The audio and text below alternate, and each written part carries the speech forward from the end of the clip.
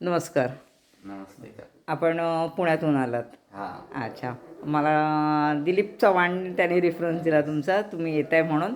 म्हटलं तुझे ओळखीचे आहेत ना, येऊ देत. रात्री 2:30ला आले आणि 3ला आले तरी काही हरकत नाही.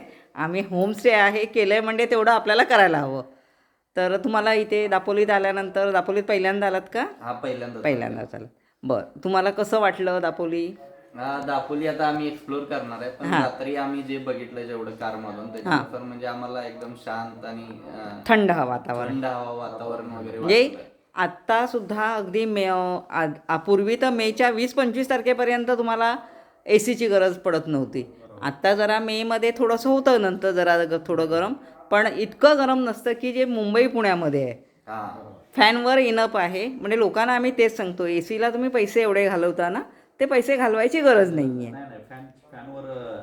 अच्छा, बरं. आमच्याकडे आम्हाला एवढ्या लेट नाईट येऊन पण म्हणजे तुम्ही आम्हाला म्हणजे हो, जागे राहिला धन्यवाद. आमच्यासाठी, हां. ते मेन महत्वाचं आहे.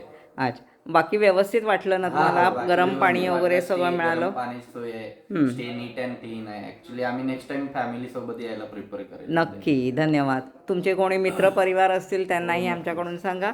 आणि मस्त दापोली फिरा. बीचेस वगैरे अतिशय सुंदर आणि स्वच्छ आहेत. महत्त्वाचं म्हणजे स्वच्छ आहेत ते. मुंबई पुण्यात तेवढी आपल्याला स्वच्छता बघायला मिळत नाही, तेवढी बीचवर स्वच्छता अजून तरी आहे दापोलीतली, टिकली आहे.